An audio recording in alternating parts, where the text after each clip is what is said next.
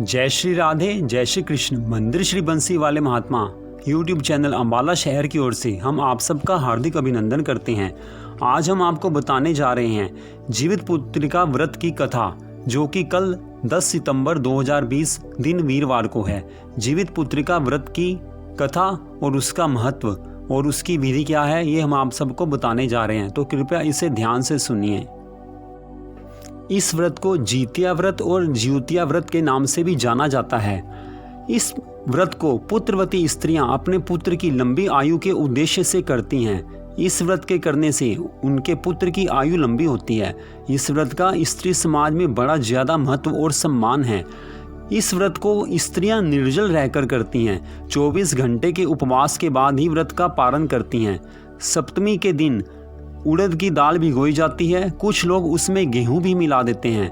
अष्टमी के दिन प्रातःकाल व्रती स्त्रियां उनमें से कुछ दाने साबुत ही निगल जाती हैं। इसके बाद न कुछ खाती हैं और न कुछ पीती हैं। इस दिन उड़द तथा गेहूं के दान का बड़ा महात्म्य है। यह व्रत काम्य है। इसमें जो भी कामना महालक्ष्मी माँ से की जाए, उस कामना को महालक्ष्मी माँ पूरा करती हैं। और कई कई जगह इस व्रत को सूत्रों के व्रत के नाम से भी जाना जाता है। इस व्रत का विशेष उद्देश्य यही है कि पुत्रों की लंबी आयु की कामना के लिए, संतान की लंबी आयु की कामना के लिए इस व्रत को रखा जाता है। तो जो भी इस व्रत को रखते हैं, महालक्ष्मी माँ उनके पुत्रों की आयु को लंबा करती हैं और उनको स्वास्थ्य प्रदान करती हैं। तो कृपया अब आप इस जीवित पुत्रिका व्रत की कथा को सुनिए। बड़े ध्यान से इस आप कथा को सुनिए, क्योंकि कथा को सुनने से ही हमें काफ़ी पुण्य मिलता है। जिमूतवाहन नाम का एक राजा बड़ा दयालु तथा धर्मात्मा था। एक दिन वह पर्वत पर घूमने गया। उस पर्वत पर मलयवती नामक राजकन्या देव पूजन के लिए आई हुई थी।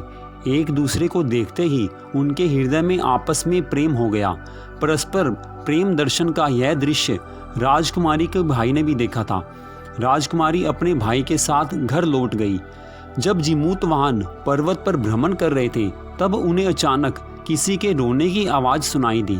वे उस आवाज़ की ओर चल पड़े। थोड़ी दूर जाकर उन्होंने देखा कि शंखचूड़ सांप की माँ रो रही है। उन्होंने उससे रोने का कारण पूछा तो पता चला कि उसका एकमात्र पुत्र आज गरुड़ के भोजन के लिए जाने वाला है। जिमूतवाहन राजा का हृदय द्रवित हो गया।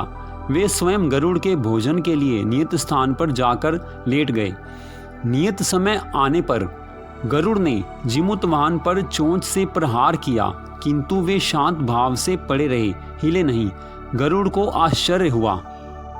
वह सोचने लगा कि यह कौन पड़ा है।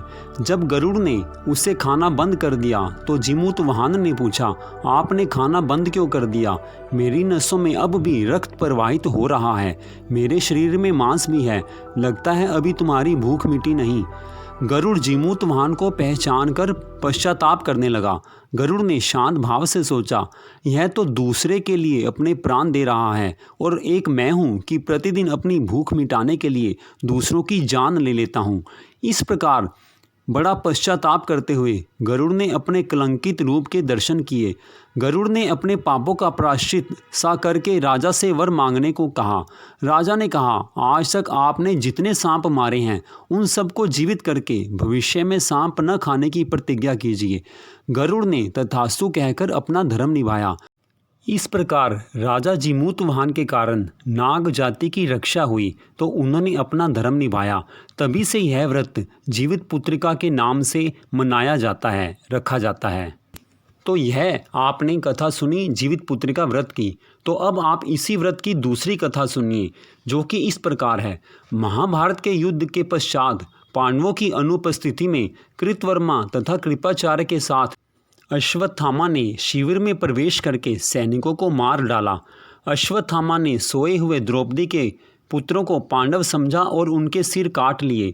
दूसरे दिन अर्जुन ने केशव भगवान को सारथी बनाकर अश्वत्थामा का पीछा किया और बंदी बनाया।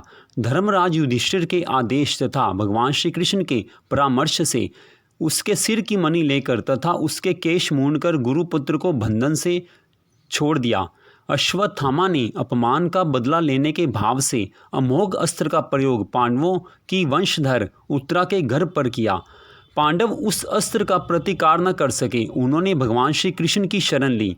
भगवान श्री कृष्ण ने सूक्ष्म शरीर से उत्तरा के गर्भ में प्रवेश करके गर्भ की रक्षा की, किंतु जब पुत्र पैदा हुआ तो वह मृतक प्राय था।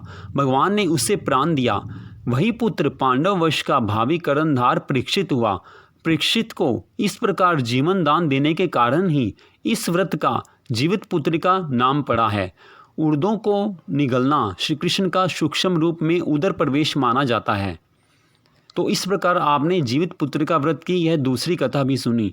तो जो भी स्त्री इस व्रत को अपने पुत्रों के उद्देश्य से रखेगी, उनकी लंबी कामना के उद्देश्य से रखेगी, उसके पुत्रों की, उसकी संतान की भगवान लंबी आयु करते हैं। महालक्ष्मी माँ की कृपा से उनके घर में सुख सौभाग्य बना रहता है और उनके संतान की लंबी उम्र होती है।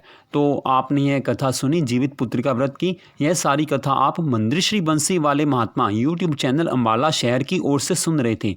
आप सबका बड़ा बड़ा धन्यवाद।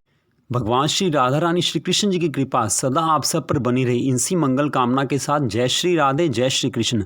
अगर आपको हमारी यह वीडियो अच्छी लगे तो आप हमारे मंदिर श्री बंसी वाले महात्मा यूट्यूब चैनल को सब्सक्राइब कर सकते हैं। जय श्री राधे, जय श्री कृष्ण।